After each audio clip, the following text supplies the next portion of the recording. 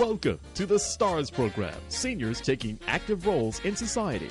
And now, here's your host, Anita Finley. I want to introduce you to someone that we've not had on our show before. His name is Paul Pryor, and he's from South Africa, and he is someone that has started something that's really exciting, and it's called AIM Media, among many other things. But Paul, we're glad that you're here, and of course you now are going to be living in Boynton Beach, which is very exciting. But that's a big change from Africa, South Africa, isn't it? It is and it isn't. I mean, it isn't? Where there's people, you have the same challenges and the same things. So it's just a different part of the world. And so why do you like media here? How is media different here than in South Africa?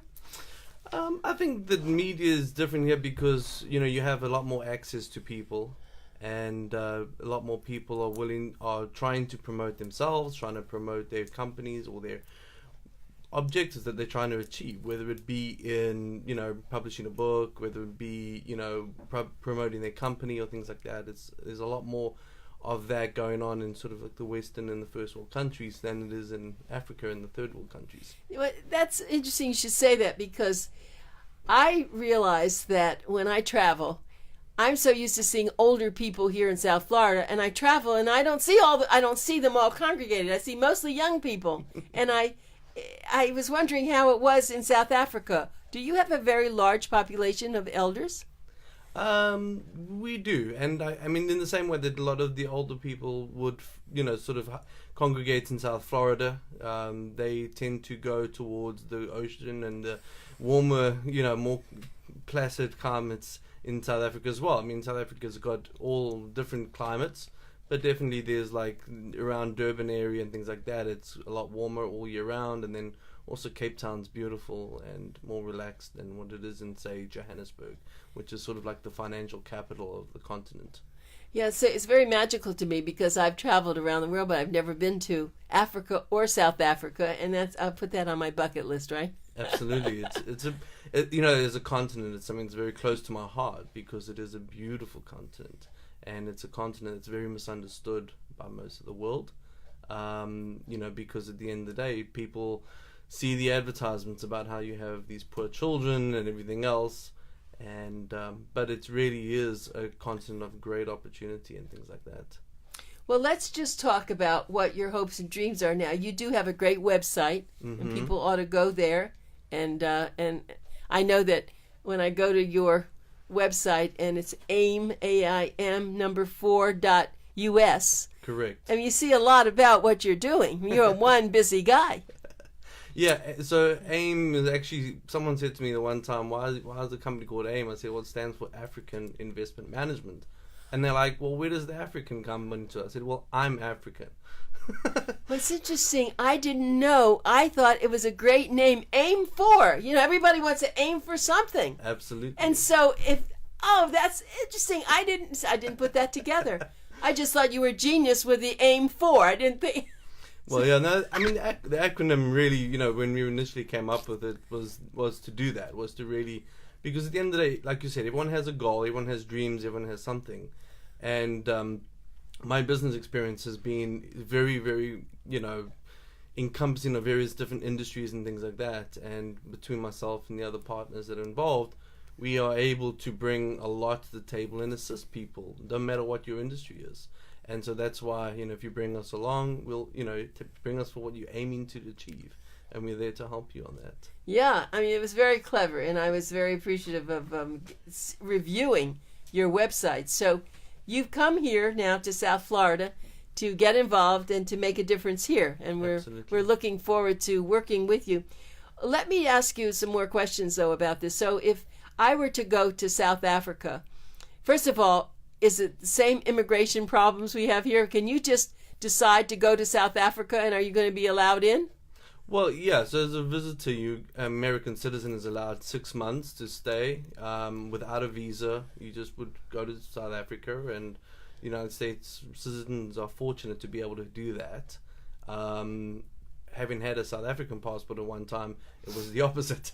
Everywhere you went, everyone wanted to make sure you got a visa because they didn't think you were going to leave. That's good. Whereas, most countries trust Americans a little bit more. But yeah, I mean, we have the same sort of, issues in the fact that South Africa is really, like I said, the financial capital of the continent. There's a lot more jobs, and so there's a lot of, transition of people from different countries into South Africa. It's funny, after I met you, it must have been a coincidence, but I got to watch the movie again, Out of Africa. Mm-hmm. You remember with Robert Redford? Yes, absolutely. Oh, it was great. So is it really like that? Maybe not now, but it was, right? I think Out of Africa was filmed in Kenya, which is different to South Africa. So everyone, growing up in South Africa, people always used to say, when people would come to the United States for vacation, they would always come back and say, I got the greatest opportunity to tell everyone about my pet lion and giraffe and elephant. And that was certainly not the case. I grew up in Johannesburg, which is a cosmopolitan city of, 5-6 million people. And in the suburbs, just like living in, South Florida suburbs, it's nothing different. We have the animals secluded and kept into little areas and things like that. So it's not like there's animals roaming wild. But in Kenya, that is different, actually. They do have open reserves where literally when you drive along the highway, if you stop, you could just see, an elephant in front of you or things like that. Yeah. So it depends on the country. It seems very romantic. We talk about South Africa. It seems so romantic, isn't it? It is. No, absolutely. Especially like if you're in the bush and out, watching a sunset and you can see the silhouette of a giraffe or something like that. It's just very, very romantic. Yeah, it is. But, traveling is different than living in a place because Absolutely. it's a different. But let's just talk, of all the places you could have come to, why did you come to South America? I was going to say South America. Why did you come to South Florida? It's an interesting thing. I mean, I used to be a tennis professional as well, so had come down here for tennis, and just really fell in love with the area. I think that's one of the things I really enjoy about it is it's very cosmopolitan. A lot of people from all over the world congregated in one area, which when we lived up north in Pennsylvania, it was very different, a lot more sort of Pennsylvanians, people that have grown up, lived there their whole life. And so being down here, there's a lot more people that are open and, you more willing to embrace you as a friend and things like that, I think, than up in Pennsylvania. Yeah, I do understand what you're saying, but of course, when you go to South Beach, that's really the cosmopolitan place, isn't it? In Miami, it's just, I grew up in Miami, and so I look back and it is so different now. It is definitely an international world. Absolutely. So you should be very comfortable down there. Oh, definitely. I've lived all over the world. I've lived in Africa, Europe, United States, and also traveled all over the world. So I'm more comfortable with different people than myself. It's funny how people would say, gee, I would never want to live in Miami. That's not true. If I decided that's where I want to go, I would go there because Absolutely. I do like just what you were saying. I like the fascination of things, and I don't... Actually, Boca Raton and Boynton Beach and Delray are not that, cosmopolitan. They're pretty stick-in-the-mud kind of thing. It's either very rich or this or that, but no, I do like just what you were saying. Well, let's now talk about your website and your website that shows the women. You're very interested in women over 50. I see that. That sounds a little weird. No, I didn't mean it that way. But you're interested in the whole field of women Absolutely. over 50 and what they want, what they need, what they like. How did that all come about? So we were contracted by the original owner of Living Better 50. She started in 2011 to rebuild the website. It sort of, she had felt that it needed to be updated and things like that from where it was originally, and brought more online with where everything else was, the competitors in the marketplace and things. It was a great website, but, was sort of falling behind. And so last March, so 2018, my company was contracted to rebuild the website, which we did, and just really enjoyed doing that and seeing some of the articles and reading the things that were going on. and basically got the opportunity to then acquire the company and the operations from January of this year. So that was really a great step in the right direction for our media company to be able to start to control some more of the different actual channels of distribution and and sharing messages and things like that with people. And so it was great opportunity to do that, and I've enjoyed getting more and more into that field. Well, as a male, I'm going to ask you a strange question. I always do this. I ask strange questions. Why is there so much of a dominance about what the women feel? Why don't we talk about the men and what they feel? I mean, I just see that, women don't have the answers to everything, and the men seem now to be left out. And I just have to say that because there are a lot of websites that are focusing on the women. Why is that? Well, I think that it comes down to who's going to take the time to sit down and read something. And I think the difference between men and women is that the woman, even though they're busy and they're running around looking after families or grandkids or things like that. Or on the radio. Yeah, or on the radio like yourself. They still take the time to read, and they take the time to learn about different things. I think a lot of men spend their time, when they do have that free moment, a little bit differently, whether it be playing a sport or you going and watching television or something like that. I think it's a different dynamic, and so from a media point of view, that's been taken up more so. I think there's also been a lot of hype recently, with all the Me Too movement and things like that, where feminist people have really been driving up a lot of the activity and things like that. They always say it's the smallest minority of people make the biggest amount of noise. Okay, so I'm putting your male hat on again. This is great. I've never done a show with this like this, but I'm going to do it. How do you feel as a male as far as almost not becoming second class? Because I wouldn't say that, but that women are out speaking for you. I mean, this whole thing that happened, and I have to say that I've been in business a long time. I never was hurt by a man putting his arm around me. I mean, it's what you're asking for. If you're not asking for more, it's just a friendly thing. It's really annoying me, actually, that women have taken this, I don't know, all women, but that's becoming such a big deal. I don't think it's a big deal. And because I'm a very strong woman, and I don't want anyone to hurt me or to do things they shouldn't, but yet I think it's gone too far. I think that, this is a really hot topic. I know, sorry. And, and our older adults are loving this. I appreciate you putting me on the spot with it. But, my personal feeling is that, people, everybody has an equal right. And I think the most important thing is that women have not had an equal right for most of history. And I think as that happens, there's going to be a correction. Unfortunately, sometimes when you have corrections, it swings too far. And I think there's been a little bit of that going on more recently. And I think that's the frustration that a lot of people are seeing and feeling.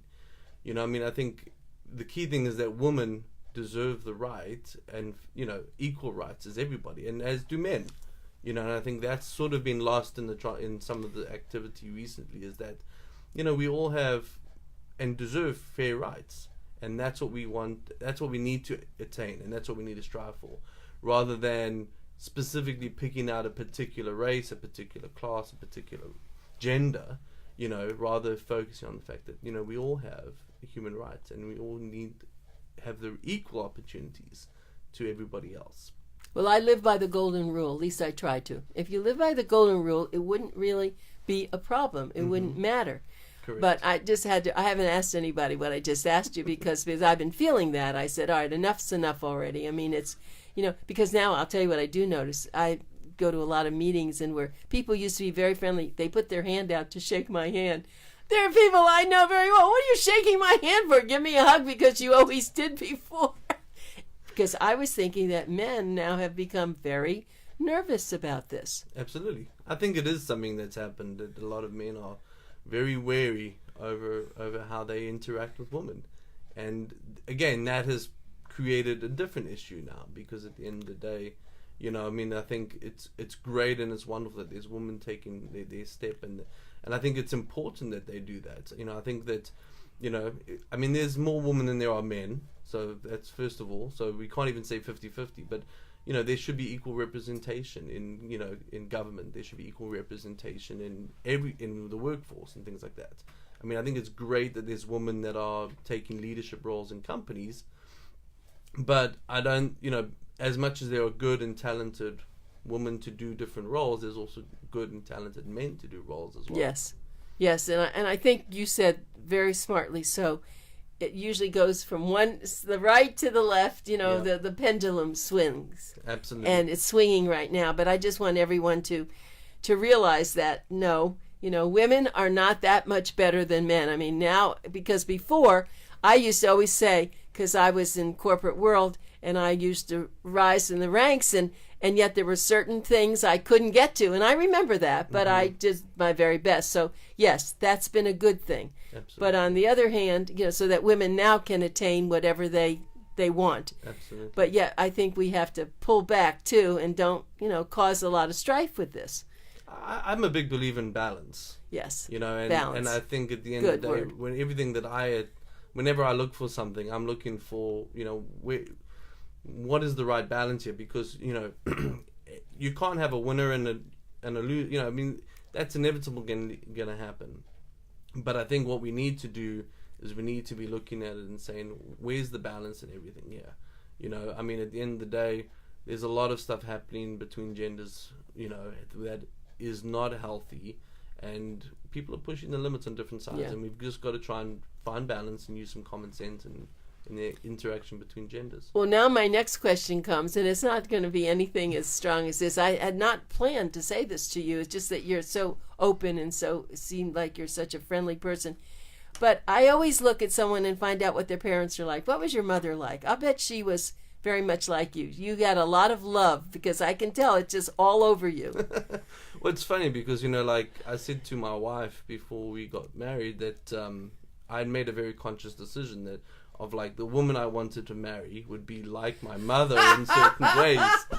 I love it. But there were certain things that she did that, that I wanted, wanted to have that were different. And so, my mom also, she ran her own business. After many years, she was originally a nurse, and so she had started a preschool, and done very well with that. And I think because of her role and involvement and role modeling to myself of what a good woman is, it made a big difference in my life, and so it set me up to value women and things like that as well. No, I just knew that from talking in such a short time. My guest is Paul Pryor. He has started something it's called AIM, the African Investment Management. And I didn't realize that. It's really, if you go to his website, it's AIM with the number 4.us. Yeah. But see, I know that because I can tell with women and men. I can usually tell them what kind of a mother I had a fabulous mother. I mean, we had a great relationship, but usually you see that in the way that they then respond in life. It's the parental, initial parental caring really is obvious. And I'm sure you're doing that with your children. You have 3 children, right? Yep. 3 children. 3 girls. And Three girls. It's very important to train your kids up and prepare them. My wife and I believe that our role as parents is to prepare our children to play a role in the community and society, and make sure that they're going to play a successful role, not one that's going to be one that's demanding on the society and things like that. And so it's about teaching them and showing them every time, all the different things. Sometimes they might feel like, we'll keep going on about this, but it's because at the end of the day, I want them to be prepared to be adults. As long as you do it with a lot of love. Mm-hmm. When parents provide love that because I hear some people that tell us gory stories about their parents, not that they beat them, but they never really gave them the appreciation, and so they feel that they never feel like they've done enough because they were never told that, you're great, you're doing a good job, blah, blah, blah. So yeah, it's a parent, getting back to the women's role now. So we're seeing on your website, a lot of things that very good articles, and that's very important. People do like to read, whether they're reading the magazine Boomer Times or they're doing it on the website or listening to the radio, or and then we've done a lot of TV. The media is really the song today. Media Absolutely. is the song. It's no matter what it is, whether you watch Saturday Night Live or you watch as a matter of fact, there are a lot of people who would normally be unknown, but all of a sudden they get on YouTube and they became, they go viral and they're this big success. They're making billions of dollars, right? Because they came up with one song and everyone loved them. So Absolutely. how do you find, everyone knows, so how do I find to go viral, right? Yeah. And that's the biggest question. If you could answer that, you would make billions. Right. Because you would have the secret sauce to tell everybody what to do. That's right, because you can't, it's funny. I just back up on something I know. We still have a little time. I try to find articles that are, I would say, on the verge. They're not that they're sexy, but they're on the verge that everybody knows in their mind things. And I sleep naked. My husband slept naked. I always do that because I know it's very healthy. And I don't ever ask my friends, do you sleep naked? So I found some fabulous articles written by physicians on sleeping naked is healthy and on... Well, that article in Boomer Times went viral. That was crazy. Everybody was looking at it because so I would say, when I went and did seminars, well, what's the problem? Well, I can't sleep naked because maybe in the middle of the night something will happen. I won't have any clothes on, and or there was a fire. I had no clothes on. I said, are you kidding? I mean, what are you thinking about that? You grab something, right, to wear. But see, that's what I'm saying. There are articles that are on the edge because no one talks about sleeping naked. But it's very important. I mean, little kids sleep naked, and parents, okay. So that's one thing. But that's what I try to do. I try to go and find things. I'm working on June issue now, and I always like on the cover to have exciting things. And I went into do a lot of Googling, and I don't know if you know the size of dogs, but sometimes they're huge dogs out there. Mm-hmm. And I found the largest dogs, and you wouldn't believe them. And I'm probably going to do something on the cover with these dogs because it makes everybody say, oh my God, I never knew there was a dog that large, right? So that's Absolutely. that's really what it requires. So we're going to go viral with our magazine and kinds of things, right? Large dogs. And this one woman, an older lady, had two huge dogs. I think they probably weigh 200 pounds each. I didn't know there were dogs like that, but you can find this. And so you have to get people, you have to drive them to read and to watch and to listen because things have become so mundane. And so... Well, I think also people are shutting off to the media a little bit as well. We live in a time where there's so much, like you can't walk somewhere or drive somewhere without some kind of advertisement in front of your face. And then also we have the whole thing about the media, and there's so much, normally I'm talking about mainly from the news side of things, that people are just feeling overwhelmed with what the news is telling them about what's going on in the world, and they're like, well, I don't know what to trust anymore. So they want that really, although so as much as the media is doing that, they also want to get away from it, I think. Oh, definitely. I don't watch a lot of the news anymore like I used to watch them. I get it from different places, but I will say because we're going to have to leave, but I just will tell you in closing here that it does take a lot of creativity to do what you're doing, what I do.